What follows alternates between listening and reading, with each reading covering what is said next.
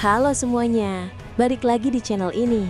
Kali ini kita bakal bahas satu topik yang lumayan kontroversial di kalangan fans Boruto, yaitu tentang Code, karakter yang dulu digadang-gadang bakal jadi main villain setelah Ishiki.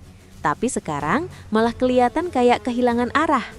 Pertanyaannya, kenapa Code gagal jadi musuh utama di Boruto? Awalnya, Code diperkenalkan sebagai The Last Vessel dari Ishiki Otsutsuki, orang terakhir yang masih memegang sisa kekuatan dewa.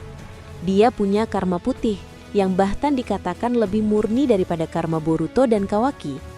Belum lagi tambahan sabuk hitam di tubuhnya yang bisa digunakan untuk berpindah dimensi, dan tubuh yang ditingkatkan oleh ilmuwan gila, Amado.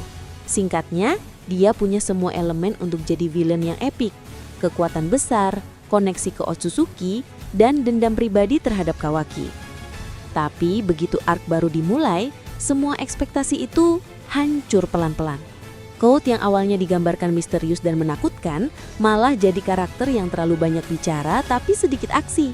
Dia lebih sering kalah, kabur, dan gagal mengeksekusi rencananya dengan benar. Salah satu alasan utama kenapa Code gagal jadi villain besar adalah ketidakseimbangan penulisan karakternya. Kita nggak dikasih cukup alasan untuk benar-benar takut sama Code. Motivasinya klise, balas dendam, dan ingin melanjutkan rencana Ishiki.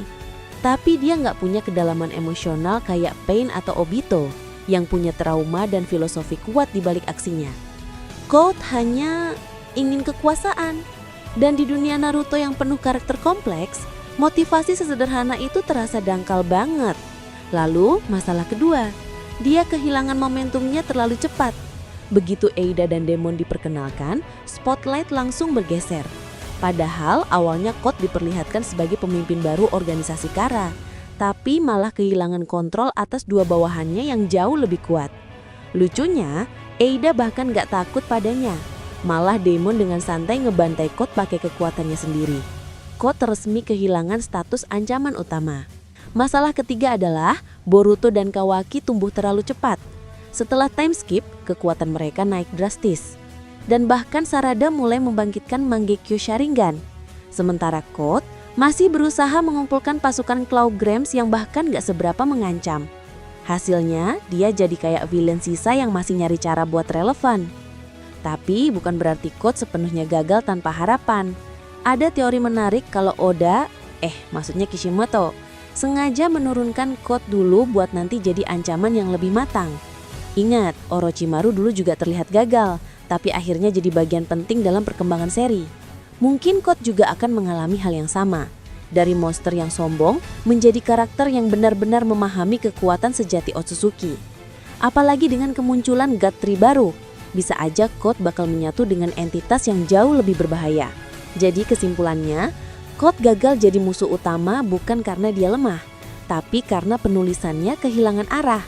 Kehilangan spotlight ke karakter lain, dan berkembangannya terasa lambat dibanding protagonisnya. Tapi masih ada peluang bagi Code untuk bangkit kalau Kishimoto mau ngasih dia jalan redemption atau evolusi kekuatan yang lebih besar. Sekarang, aku mau tanya ke kalian. Apakah menurut kalian Code masih bisa jadi ancaman besar atau dia udah resmi masuk daftar villain yang gagal total kayak Shin Uchiha? Tulis pendapat kalian di kolom komentar ya. Dan jangan lupa like, share, dan subscribe biar nggak ketinggalan pembahasan teori anime seru berikutnya.